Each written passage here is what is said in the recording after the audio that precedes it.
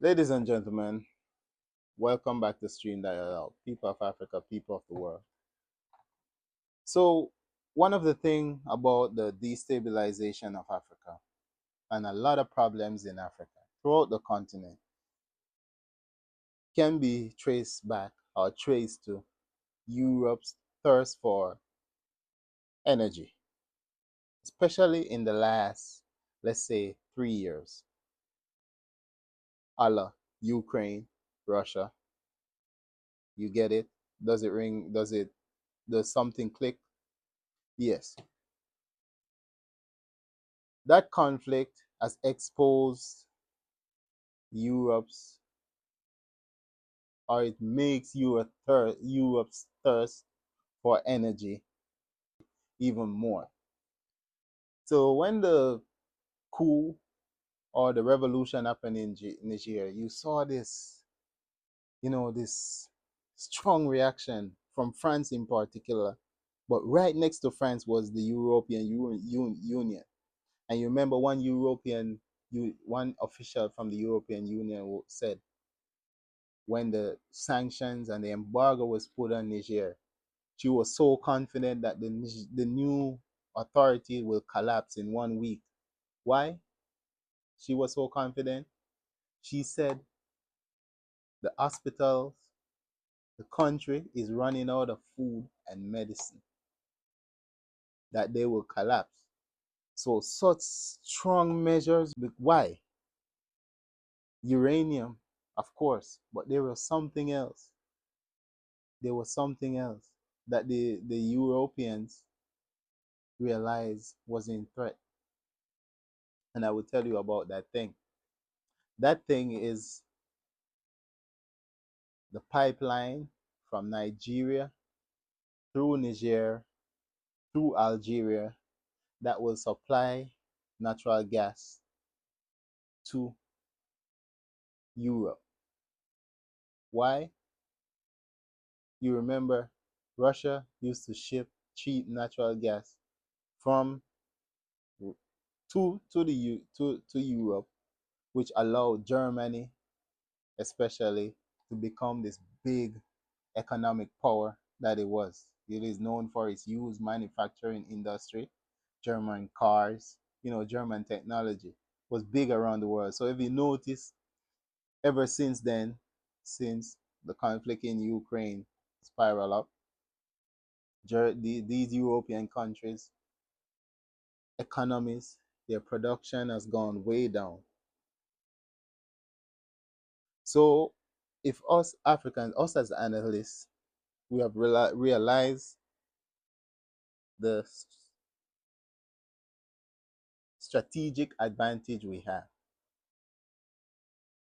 or the strategic advantage Africa finds itself in. But these so-called presidents does not does they can't seize the moment. They cannot stand up to the task.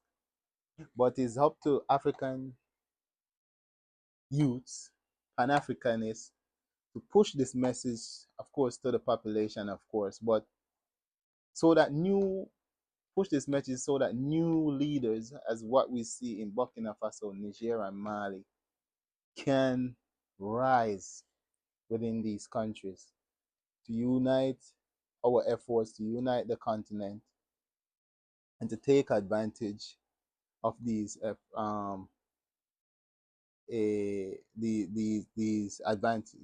strategic advantages. And in my opinion, from what I see, when it comes to Europe, because of its lack of energy. Because yes, you can have resources, as you see in Africa, we have a lot of resources, right? There's a lot of, but energy, and that is a way to keep African countries underdeveloped, energy starved. So it doesn't matter how much resources, if you have oil and so forth, if you cannot produce energy, you cannot industrialize, you cannot do anything. So Europe's starvation, lack of energy, it's only bringing it down. And I don't think Europe can get access to enough energy as fast to go back to where it was, let's say in 2022, before 2022, or even surpass all the major economies of the world. So yes, Europe is not only stuck, but it is declining. And in this, you will see a lot more aggression from a lot of European countries and Europe itself towards Africa because they get a lot of their resources from Africa. And even though they still losing energy, Niger uranium, they're not getting cheap energy from the east. They're buying it at premium prices from other Western countries. I will not mention their name. And then they're buying it from two third parties. So a country will buy the oil from Russia, India, sell it back to the Europeans at because even though India is buying it as a at a cheap price, but still India has to make a profit. So they're selling it to Europe at a more expensive cost. So that is the advantage that Europe have lost, and they cannot buy enough energy to bring them to that place that they was, this industrial power in countries like Germany. Yes, the UK was on its way down, France on its way down, having financial problems and so forth. But Germany was, you would say Germany was the backbone of the European economy. Now, in today's day, you don't hear about Germany. Nobody's talking about the great German economy, and that is its lack of energy. So, a lot of when we talk to Africa, a country like Nigeria, if it get its stuff together, West Africa can become a superpower overnight because you have the energy that you can supply to these people, the profit you will make, and the deal you can make is that yes, you want to build cars. Why don't you come and build them in Africa? The resources are there. You don't have to transfer the resources up there.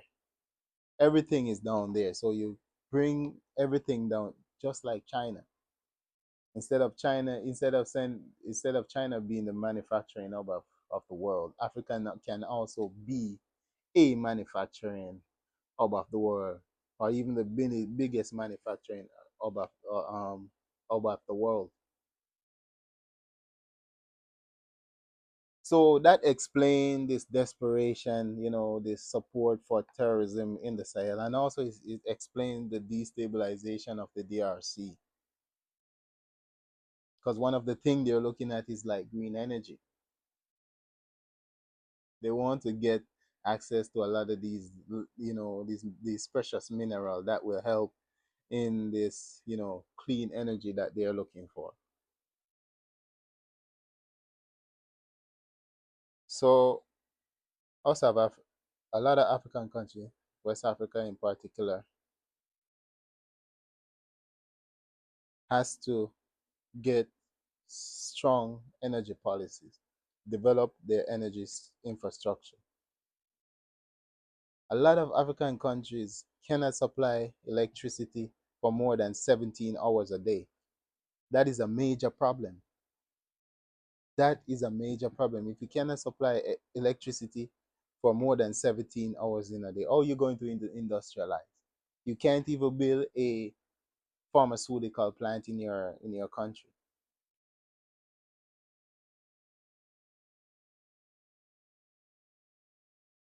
So Europe was asking for a pipeline to build through, I think it's called the Trans-Saharan pipeline. I'm not sure what it's called, through Niger. And the cool so this is another strategic position that the AES, the Alliance of Sahel State, finds itself. Even if that pipeline still goes through, this is still something you can use against the European. This is why they are so worried. They don't want their troops to leave Africa. They want their troops to get back in the Sahel in Niger, Burkina Faso, Mali, as much as possible. Just imagine if these countries were destabilized and divided, you know, controlled by rebels. Their troops would be there indefinitely. They could control, they could take the resources, their pipeline wouldn't be bothered. There wouldn't be a central government that can use that pipeline as a political economic tool against them. Any country that has a pipeline runs through its territory has lots of political international political strength. So, ladies and gentlemen, Europe thirsts for energy, and we see they're trying to push in like the Caucasus, whatever it's called, that is in places like Georgia, Azerbaijan, and those places. Azerbaijan, I think, supplies a lot of gas and oil. I think countries like Kazakhstan produce a lot of uranium as well. We saw the French went there, but I think they were told that you had to pay. They're not getting. The French will never find as cheap uranium as they were getting in Niger or in Gabon. Gabon, they're taking it, but I think it's still not enough. Gabon, a country that has everything: oil, the uranium, and look, we have a dancing clown in there. All he do is dance and behave a fool. When he could transform Gabon to resemble or surpass any middle those Gulf countries in the Middle East. But ladies and gentlemen, not to ramble too much or blabber too much. You let us as Africans recognize that momentum is shifting. We're not, a lot of people they don't see it yet, but trust me, every winter it get worse for the Europeans. They don't have the energy, the supply of cheap energy that they had before. Energy is very expensive. It cannot be sustained. It cannot be sustained. They're only declining. It's only a decline for them. So thank you so much for joining us today.